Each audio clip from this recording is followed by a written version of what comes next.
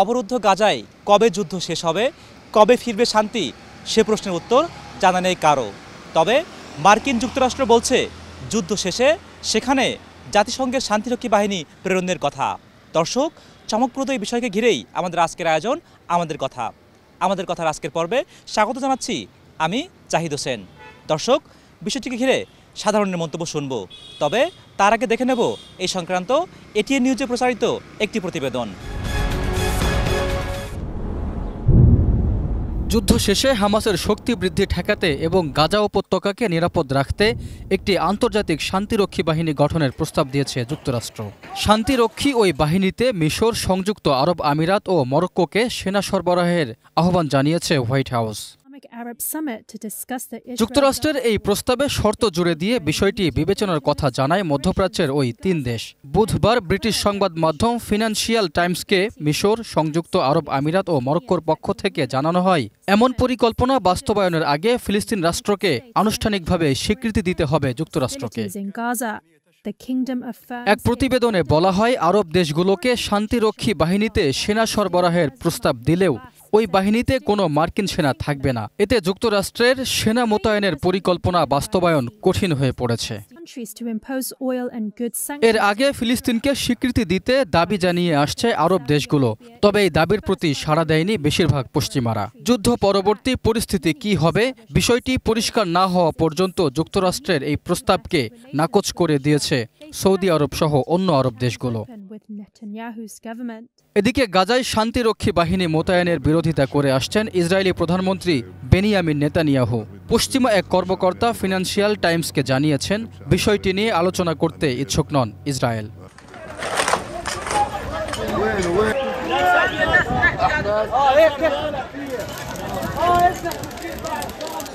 Raihan Munshi, desk report, ATN news. দর্শক, প্রতিবেদনটি দেখলেন, চলুন এবার শুনে আসি এ বিষয় নিয়ে কি ভাবছে সাধারণ মানুষ। প্যালেস্তাইন সমস্যা পুরো পৃথিবীর জন্য এমন একটি সমস্যা যার সমাধান করা আসলে বিশ্বের জন্য সবচেয়ে বড় চ্যালেঞ্জ। এমত অবস্থায় যুক্তরাষ্ট্র কর্তৃক যে এই প্রস্তাবটি, আমি এই প্রস্তাবটিকে স্বাগত জানাই। তবে আসলে ব্যাপারটা হলো ইসরায়েলের প্রতি যুক্তরাষ্ট্রের যে আকণ্ঠ সমর্থন, এবং এই সমর্থনটা যতদিন পর্যন্ত বাইডেন প্রশাসন বলেন বা যুক্তরাষ্ট্রের মেজরিটি অলিগার্কদের বলেন, এই সমর্থনটা অব্যাহত থাকবে। আসলে যুক্তরাষ্ট্র কর্তৃক উত্থাপিত এই প্রস্তাবের আসলে কতটুকু ফলপ্রসূ হবে এই বিষয়টা নিয়ে সাধারণ মানুষ হিসেবে আমি আসলেই সন্দিহান। যে বাইডেন প্রশাসন যে সিদ্ধান্তটা নিয়েছে সেই সিদ্ধান্তটা মূলত রাজনীতি কেন্দ্রিক, অর্থাৎ সামনে যুক্তরাষ্ট্রে নির্বাচন রয়েছে। যেহেতু বাইডেন প্রশাসন ফিলিস্তিন এবং ইসরায়েল সংকটে দৃশ্যমান কোনো পদক্ষেপ নিতে পারেনি, এটা একটা ধোঁয়াশা এবং আইওয়াশ বলে আমি মনে করি। যেহেতু তাদের মধ্য থেকে একটা প্রস্তাবনা এসেছে, সেটিকে বিবেচনা এভাবে করা যেতে পারে যে শান্তিরক্ষী বাহিনী বা জাতিসংঘের মধ্যস্থতায় ফিলিস্তিন এবং ফিলিস্তিনের হামাস, গাজার হামাস এবং ইসরায়েলের মধ্যে একটি আলোচনা হতে পারে। সেই আলোচনায় দুই পক্ষ থেকেই কিছু ছাড় দিতে হবে এবং কিছু জিনিস গ্রহণ করে তারপর সমাধানের পথে আগানো যায়। ইউনাইটেড স্টেটস সবসময় ইসরায়েলের দিকে একটু বায়াসড ছিল, এবং আপনি যদি দেখেন আজকে ওই রিটালিয়েশনের নামে আজকে ইসরায়েল যখন গণহত্যা করেছে তখনও কিন্তু যুক্তরাষ্ট্র তাকে সাপোর্ট করেছে। এবং আমরা এটা দেখতে পারি যে আসলে সবসময় পশ্চিমারা যেটা বলে টু স্টেট সলিউশন, তা আমরা মনে করি, আমি মনে করি যে টু স্টেট সলিউশন যদি করতেই হয় তাহলে ইসরায়েলের যে অবৈধ বসতি স্থাপন থেকে শুরু করে তাদের হিপোক্রিটিক্যাল যে কাজগুলো আছে এগুলোকে আসলে পশ্চিমাদেরকে কন্ডেম করতে হবে, এগুলোকে সমালোচনা করতে হবে। এটা না করলে আসলে পশ্চিমারা আজকে যে টেবিলে যে প্রস্তাবই আনুক না কেন, সেটা শান্তিরক্ষী বাহিনী হোক বা অন্য কিছু হোক, আসলে এটা নিয়ে ক্রেডিবিলিটি, এটার কতটুকু বিশ্বস্ততা থাকে বা কতটুকু এটা কার্যকর হবে, এটা নিয়ে প্রশ্ন থাকবেই। ওকে স্বাধীনতা দেওয়াটা উচিত, আমি মনে করি দেওয়া দরকার, একান্ত দেওয়া দরকার। যুদ্ধ আমরাও চাই না, আমরাও চাই শান্তি, আল্লাহ সবাইকে শান্তিতে রাখুক, নিরাপদে রাখুক, এটা আমরাও চাই।